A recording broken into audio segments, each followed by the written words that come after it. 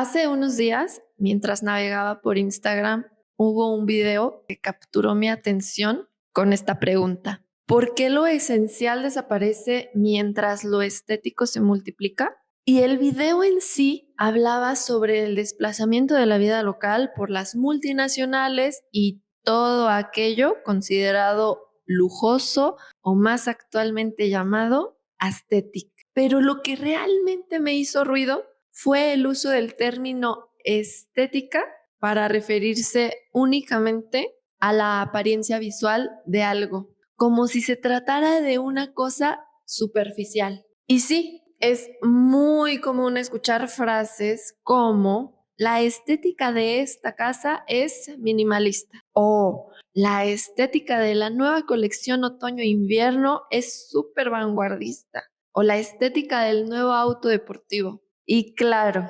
entiendo que dentro del desarrollo del lenguaje, la apropiación y la resignificación son parte vital de su evolución, pero sigo creyendo que la estética tiene todavía muchísimo más que ofrecernos si estamos dispuestos a devolverle el lugar que se merece. ¿De dónde viene realmente esta palabra que a veces usamos tan a la ligera? El término estética surgió en el siglo XVIII cuando Alexander Gottlieb Baumgarten lo utilizó por primera vez para referirse no a la belleza ni a lo físico, sino al conocimiento sensible. En una época dominada por el racionalismo, los sentidos eran considerados como inferiores, como fuentes de error, confusión e ilusión. La verdadera verdad debía venir de lo intelectual,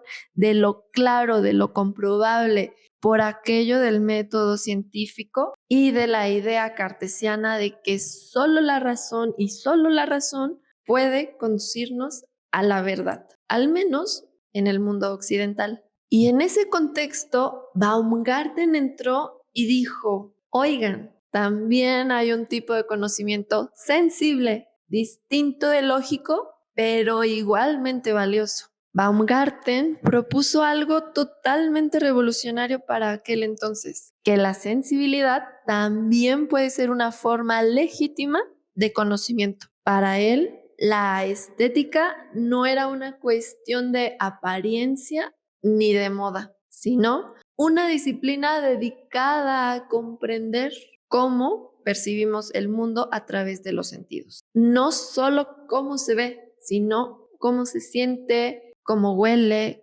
cómo se escucha. Una ciencia de la experiencia sensible. En sus orígenes, la estética buscaba entender cómo percibimos nuestro entorno, cómo nos relacionamos con él y qué dice eso de nosotros como sociedad. Y podríamos dejarlo aquí, pero no.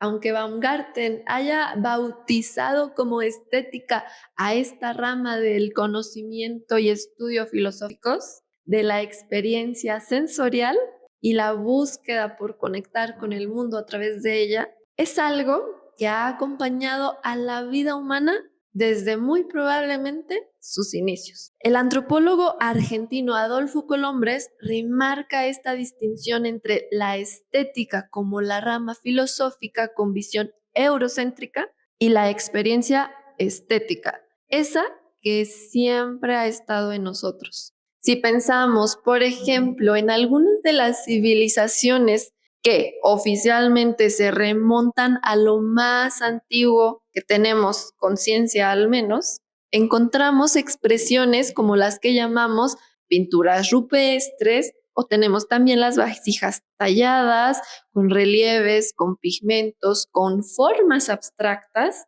con formas antropomorfas o zoomorfas, algunas sin un significado que hayamos podido descifrar aún y otras donde se representan escenas de caza, de rituales, de danzas o incluso temas eróticos, que si les prestamos atención nos dicen muchísimo más de lo que podrían aparentar a simple vista. Podemos, por ejemplo, ver cuáles eran sus métodos artísticos, cuáles sus materiales, pero incluso más valioso aún, comprender un poco cómo vivían y qué era lo importante en sus vidas, cuáles eran sus preocupaciones, sus habilidades, su humor y sus formas de ser parte del universo. ¿Por qué agregarle colores a algo que en sí mismo es ya útil? A una vasija, a un sahumerio o a una punta de flecha, solo porque sí, para que combinara con los colores de la cueva, para estar a la moda, para verse aesthetic acaso. La hipótesis más refutada y a la que a mí personalmente me gusta más aferrarme es que en esas formas, en esos colores, habitaba la magia. El maná protector, el de la abundancia, el de la fertilidad, el maná que mantenía a la tribu unida. Y algo curioso, lo feo y lo terrible no eran menos importantes que aquello considerado bello. Todo eso también es parte fundamental del mundo en el que vivimos. Y pensar eso hoy en día, cuando lo estético parece reducirse a un filtro o a una tendencia, me hace preguntarme, ¿en qué momento confundimos lo sensible con lo decorativo? La estética no es una cualidad de los objetos, sino una relación entre el ser humano y el mundo sensible. Lo visual es simplemente la manifestación de esa relación. No siempre entra por los ojos. A veces llega por la piel, por los sonidos o por esa sensación inexplicable que algo nos provoca sin que sepamos muy bien qué es.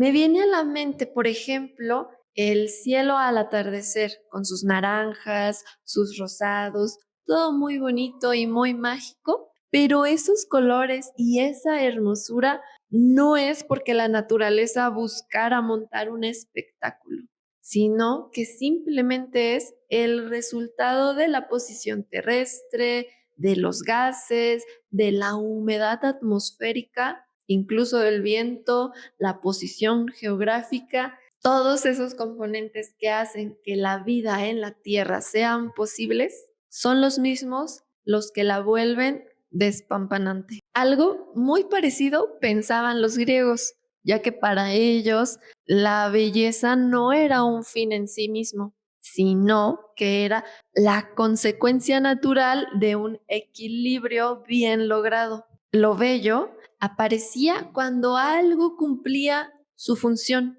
cuando el orden, la proporción o la virtud se encontraban en armonía. En ese sentido, podríamos decir que la estética no busca fabricar belleza, sino comprender cómo surge, de qué está hecha y qué revela sobre la forma en que vivimos y nos relacionamos con el mundo. ¿Por qué? Por ejemplo, la vista panorámica de mi ciudad está repleta de tinacos y calentadores solares. ¿Por qué las casas en Grecia son blancas con azul? ¿Por qué en Italia son amarillas o anaranjadas? Los porqués son justamente lo que la estética busca explicar, partiendo de la idea de que todo lo que construimos, desde una vasija hasta una ciudad, lleva la impronta de nuestras emociones. Y ahora, que alguien podría preguntar,